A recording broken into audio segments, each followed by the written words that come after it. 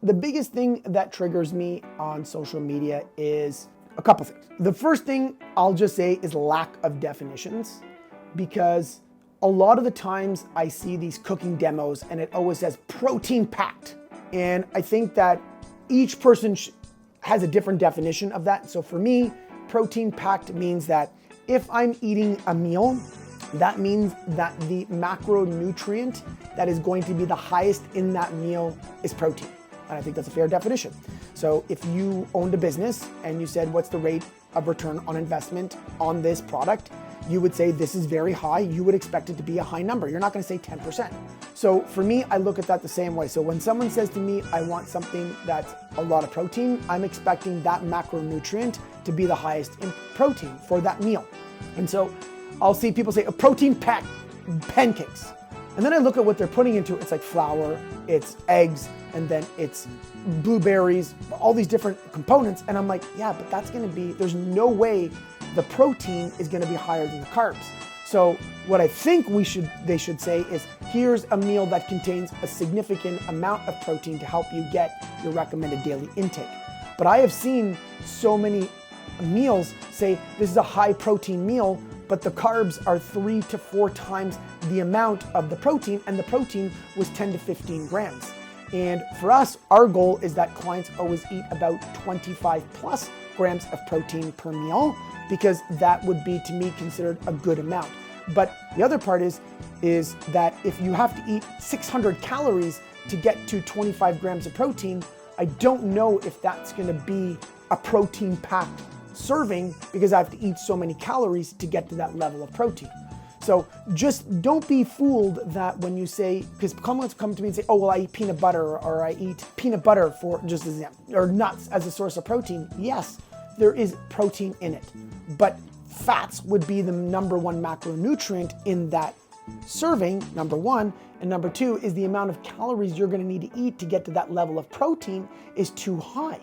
And so one of the things that we're trying to help clients with is, kind of look at your body like a business. If I want protein, how do I eat foods that have the highest level of protein with the least amount of calories, which then gives me the opportunity to get the highest return on investment for that food. So that's something that triggers me a lot, because it's only giving the client, it's just giving the misconceptions that they're coming in and they're saying to me, oh, I eat all this protein. It's like, you don't even eat protein. You're 200 pounds, and my daughter, who is 70 pounds, is eating more protein than you for breakfast instead of what you're eating for the day, because they're not looking up what that food is. So for me, I would say that's something you should look at, is whenever someone says high protein, Google it and figure out, does the protein at least give you 25 grams of protein per serving? And number two is, what's the caloric load of that total meal to get to that level of protein? And you want to evaluate that, because then when you start to look at your calorie goal for the day, if that's something that you do, you might be going over and you're not getting your protein requirements, and you're wondering why, because someone told you it's a protein-packed serving food or meal. That means that definition is not correct. And so now you can start to make the changes that you need to make around your food. That really gets me triggered.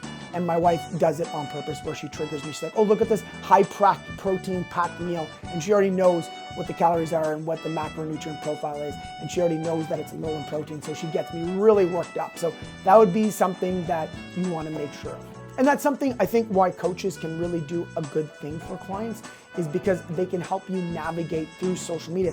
I always tell people, like, if you have questions in my office about social media, we have to go through them. I have to take 10 minutes in case, per appointment, that if clients do have questions about social media, we have to break it down, we have to go through it, we've got to get on the board, and we've got to walk through each one so we can clearly define why this may not be beneficial for you, instead of you trying to make it fit, and it may not be getting you to your goals.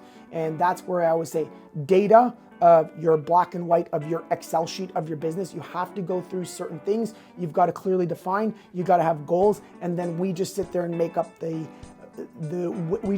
program that gives you the highest rate of return on investment for time and energy that you're going to put in.